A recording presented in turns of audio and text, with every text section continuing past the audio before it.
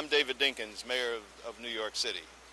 It's more important now than ever before to watch South Africa Now.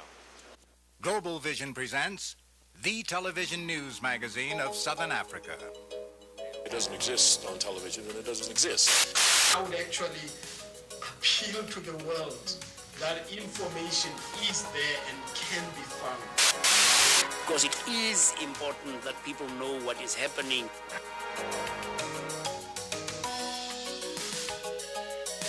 This week, South Africa Now reports these stories.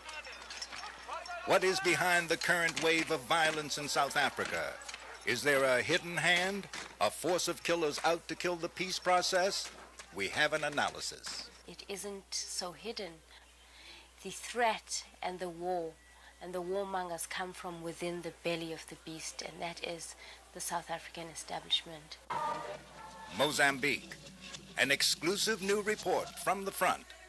The inside story of how the peace process got underway in the region's bloodiest war. They were offered as a sacrifice for peace. I think from this sacrifice, peace will come for Mozambique. They are coming. Who is coming? And in our culture segment, from Zimbabwean theater, a controversial play that takes a critical look at Zimbabwe's first 10 years of freedom. People drying up, all that inspiration, that youth that we had, which has become embittered and drunken. Suddenly, something's following. Whispering. All of these stories this week on South Africa Now. But first, the uncensored news with Mweli Mzizi and Fana Kekana. Dumelang. It has been a ghastly week of murder and mayhem in South Africa with a new type of violence that lacks all political focus. Premeditated but undirected attacks on passengers on commuter trains. People being shot down in the streets with AK-47s.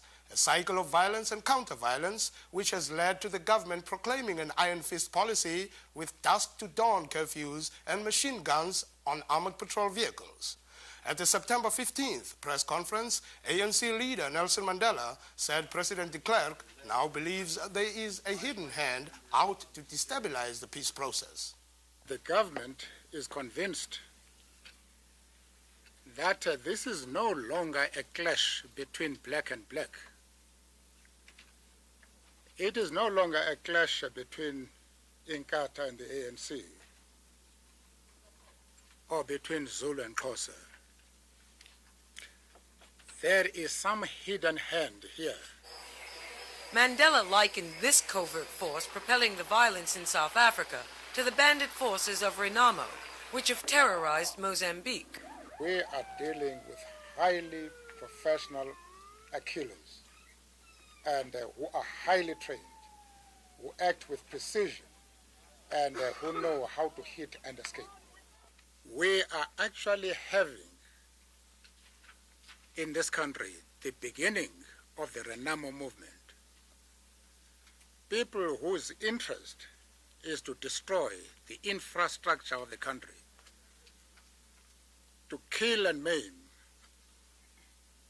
and to spread the fear on the part of the masses of the people.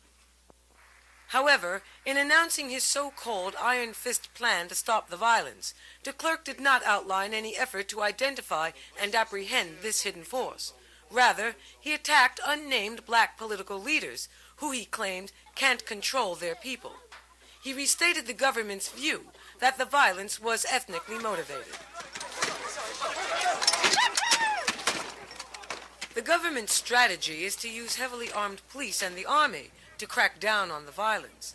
However, according to newly arrived South Africa Now correspondent Thandeka Gqubule, the so-called hidden hand can be found within the security forces themselves. It isn't so hidden.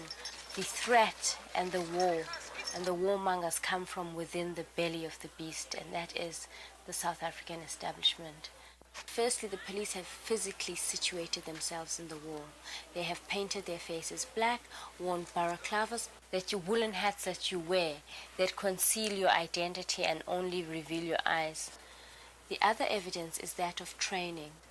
Inkatha members are being trained by members of the security establishment at a camp on the border of Swaziland and South Africa called Umkhuze Camp. Gqubule also charges that the police have been supporting the migrant workers living in these single-sex hostels, from which many of the most violent attacks have emanated. It has been alleged also that police have been supplying not only foodstuffs and a lifeline to hostels that were sealed off during the war, but ammunition as well. Furthermore, Gqubule notes that many members of the police are also members of neo-Nazi groups, like the AWB. The AWB is a white supremacist organization and is totally against negotiated settlement. Their attitude is that a kafir is a kafir, or the equivalent is that a Negro is a Negro and must stay in their place. And these are the people who run the security establishment. In this context, traditional leaders like the King of the Zulus and the paramount chief of the Xhosas have taken the initiative, organizing a massive inter-ethnic peace rally in Soweto. The ANC National Executive Committee will also be meeting to discuss a response. This is Nadja Smith reporting for South Africa Now. While the South African government is moving its big guns into the townships with a license to crack down on the violence, President de Klerk is planning for his September 24th visit to Washington, where he'll be meeting with President Bush and some members of Congress. His goal is to lift sanctions. Here with a preview of the visit is Phillip Tomlinson. This is not the kind of reception F.W. de Klerk can expect when he visits Washington on September 24th, just 3 months after Nelson Mandela's historic U.S. store. It's the first time in more than 40 years a South African government leader will be visiting the U.S. De Klerk is expected to ask the Bush administration to abandon sanctions at a time when the ANC has asked for increased pressure on Pretoria. Michael Clough of the Council on Foreign Relations. Obviously, he's going to want sanctions lifted, but I think if he's smart, he probably won't say a lot about sanctions, and he'll sort of leave that in the background, knowing that the more he raises the issue, the more it's likely to touch off a backlash in this country. President Bush, I am told, himself is very eager to find ways to reward de Klerk for what he sees as some major steps forward. So I think that they're going to respond very positively. I don't think that they're going to rush to lift sanctions, particularly in the immediate wake of his visit, but I suspect that in the Bush administration they are looking for the opportunity to lift sanctions.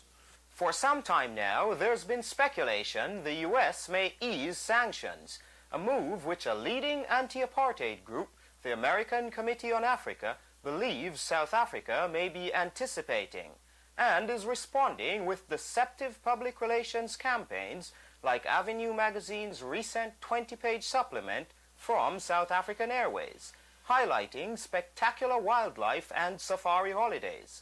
Reportedly, the 1986 sanctions bill prohibiting South African Airways from landing in the U.S. could be reversed, but critics say sanctions are needed more than ever.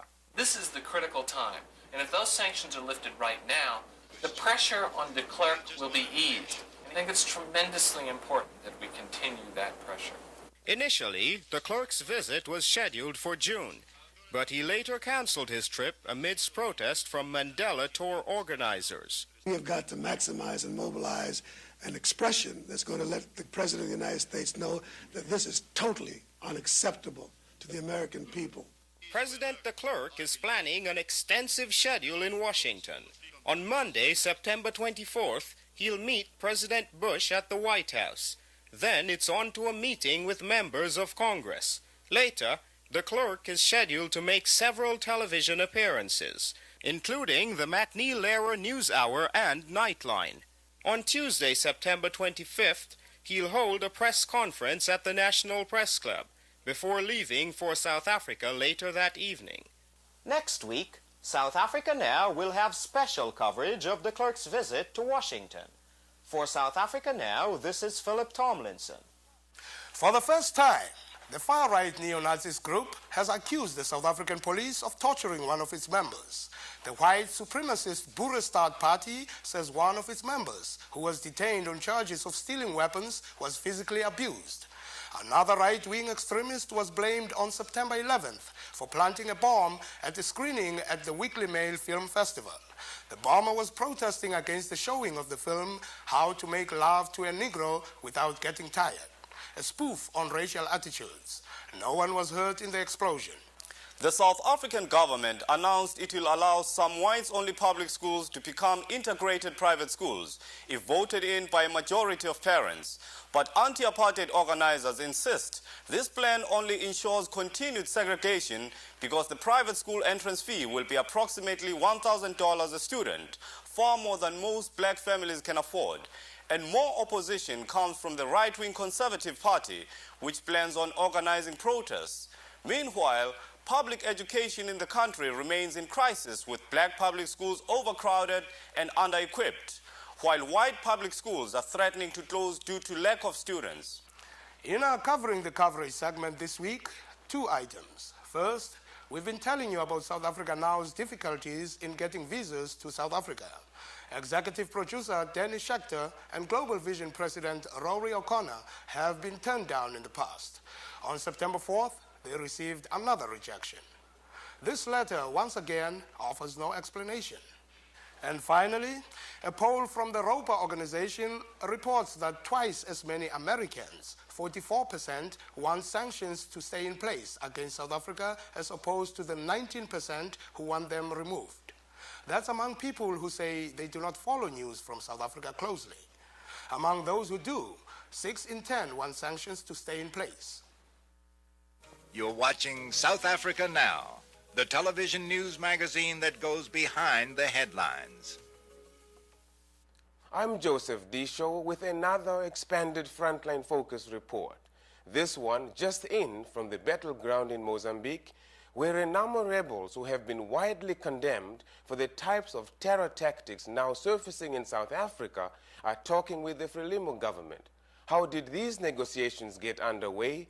Our Zimbabwe Bureau Chief, Bob Cohen, was recently inside Mozambique to uncover the story, which involves a kidnapped priest, a terrorist leader, and the Pope. Here is this exclusive report. Mozambique. This southern African nation has been devastated by a 15-year-old civil war that has left up to 1 million people dead. At last, peace may be on the horizon, as the Frelimo government and the Renamo rebels have finally come together in Rome, Italy, for direct negotiations towards a peaceful settlement of the bloody conflict. This important breakthrough, after several failed attempts, is in a large part due to the perseverance and influence of the Mozambican Church. Since President Cason came to power 3 years ago, Mozambique has enjoyed greater religious freedom. Inyasunj Mission is set in the idyllic coconut palms of Zambezia, and it's today home to thousands of refugees who have fled the violence of the surrounding areas. It is here that the extraordinary experience of Father Giocondo began. Easter Sunday 1989 will always be tainted with the memory of blood here in Nyasunj in Mozambique. This is the spot where 3 Roman Catholic priests were killed in a dawn attack by Renamo rebels. The 4th, Father Giocondo Pagliara, was kidnapped by them and traveled through the African bush for 40 days. He not only survived his ordeal, but came back with a message of peace from the rebels that may have been the catalyst that finally brought Frelimo and Renamo together. Poi, non appena allora la sentite scoppiare questi colpi tra Renamo e Frelimo, sempre vicino al fiume. As soon as they heard the shots being fired between Renamo and Frelimo near the river, they ran out unsheltered and shouted, "We are missionaries, we are Italians." But nobody heard. There was the pandemonium of 30 or 40 machine guns and bazookas. You couldn't hear a thing. So that moment the guerrillas saw them running out and shouting. They couldn't hear them. They shot them. They killed the 3 Italian missionaries. Today, the only reminders of that fateful morning are the 3 crosses that stand as a memorial to the slain priests. Across the river in the provincial capital, Quelimane, Father Giocondo continues his work with the poor and underprivileged. It is here that he sat down to talk about his captivity and tell us how he was taken to Renamo headquarters in Gorongosa. I spent 2 days in the company of Dklama. He treated me like a guest.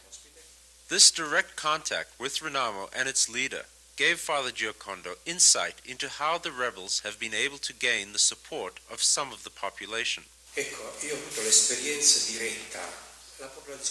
From my direct experience, the population where Renamo is a population not directly governed by Renamo, but more administrated by them. In addition to these administrators, there are the traditional leaders of Mozambique, leaders like Regulo, Fumo, Mweli. These are traditional leaders who have been removed, but were reinstated by Renamo, and the people are very happy to have their traditional leaders back. These observations are a stark contrast to Renamo's legacy of death and destruction throughout Mozambique, and its well-documented role as a tool of South African destabilization. Dklama, however, persuaded Father Giocondo to accept that Renamo were fighting for legitimate political goals. Poi parlato con Giacama invece ho compreso il suo obiettivo politico, quello cioè di. When I spoke with Dklama, I understood his political objective, which is a multi-party system for Mozambique. More political parties, direct and free elections by the people, economic freedom, religious freedom, all these freedoms, these are their objectives.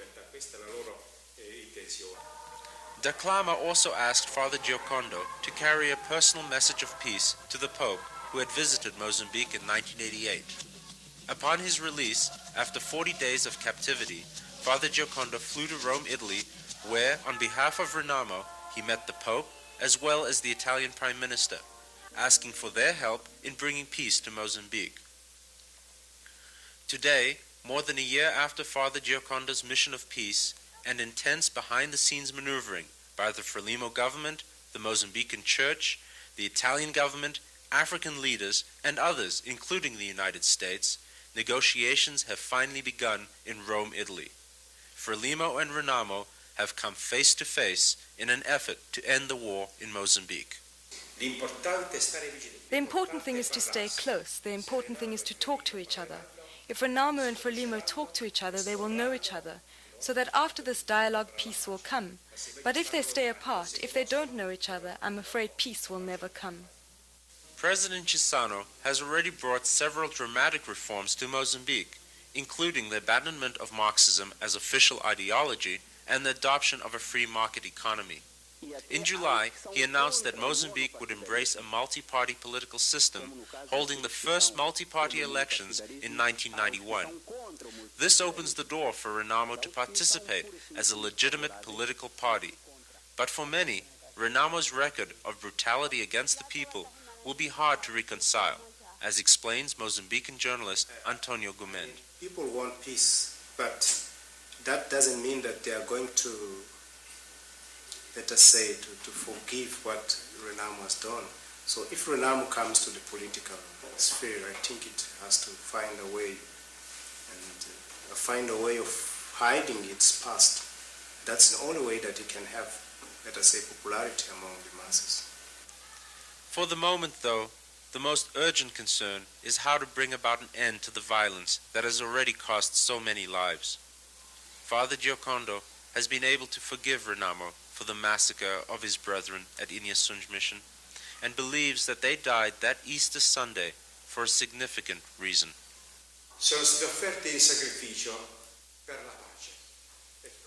They were offered as a sacrifice for peace. I think from this sacrifice, peace will come for Mozambique.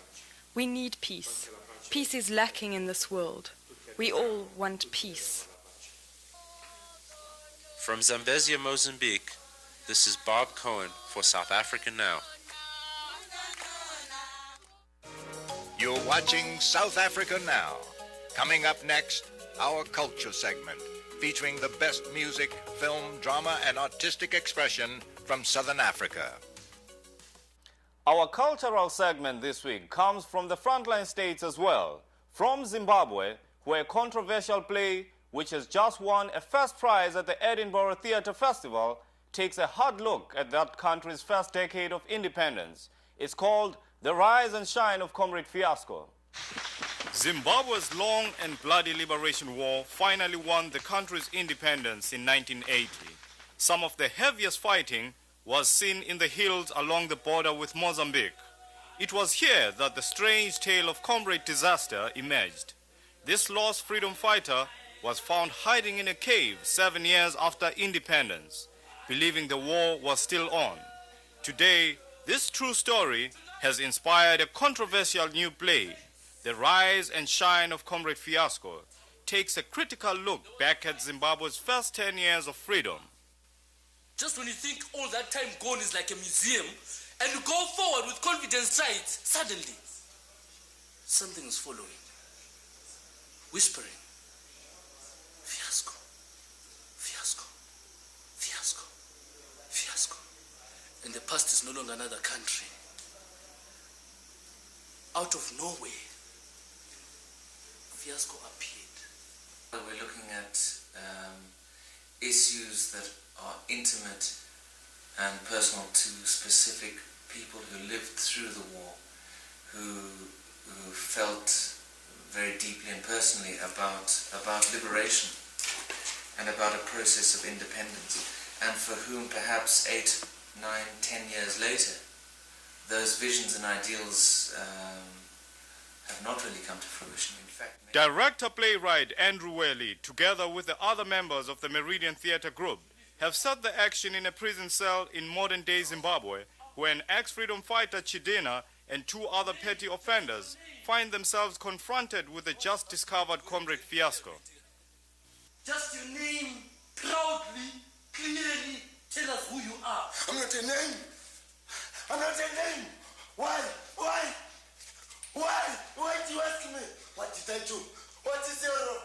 You want to interrogate me? You want to kill me? Shut up! Stanley Chigwida is the wanted Comrade Fiasco who believes that Zimbabwe is still not free.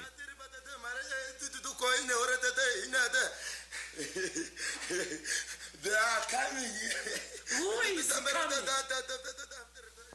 This culminates in a violent confrontation between him and the disillusioned and frustrated Chidina, played by Manu Doro. Now let's talk of magic. How a system can make people disappear? What are you doing now? This frustration is very real for many Zimbabweans today.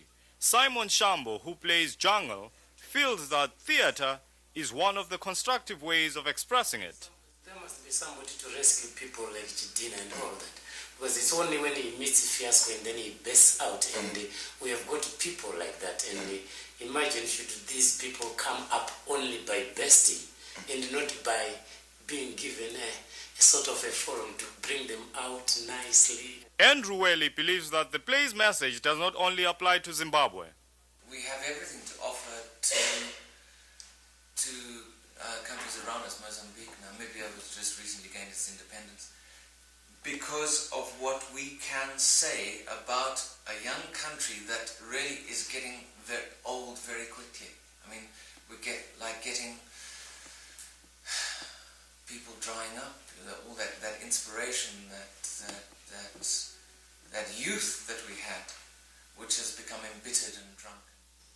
I did not run away. I believe for Zimbabwe, for our people, I believe that God could be with us. The play deals with such serious issues by also using humor.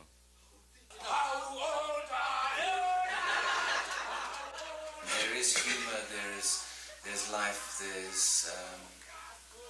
there's a process of recovery, a natural process of recovery. So despite the fact that there is what I perceive to be a tragic undercurrent, there's almost a refusal to accept that, and to accept that there is a tragedy, because life's too difficult to accept tragedy. The rise and shine of Comrade Fiasco has been received enthusiastically by Zimbabwe audiences and has drawn outstanding reviews. It will also be carrying its message beyond Southern Africa to the 1990 Edinburgh Arts Festival. And I think everyone who sees it tries their best to change the system somehow. Make people see. If people see, maybe we can change. So rise, Fiasco once and all, and let your history shine.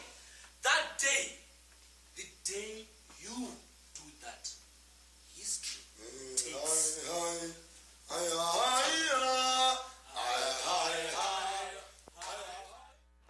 That's our program for this week.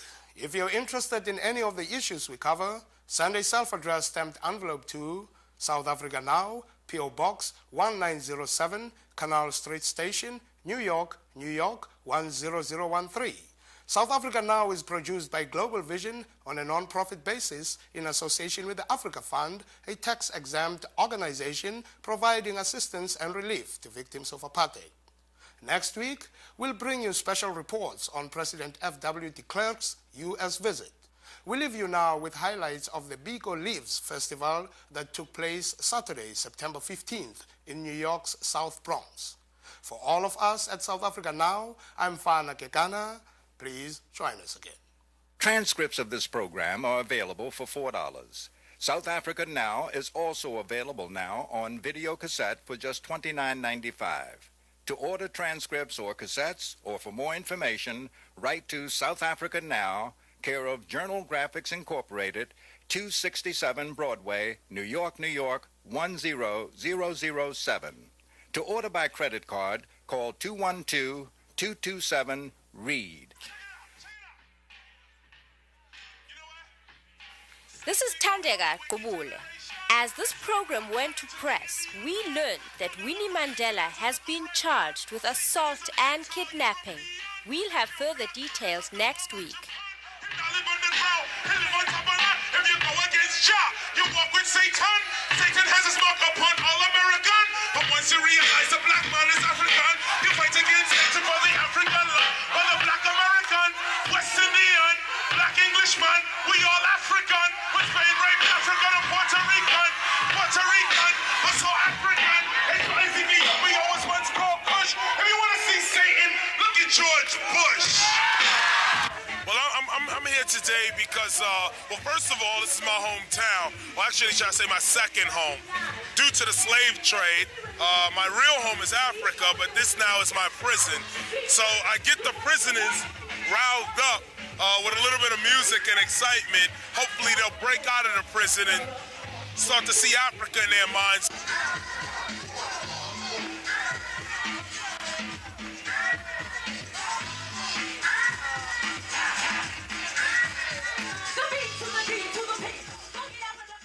South Africa Now is also supported by public television viewers like you.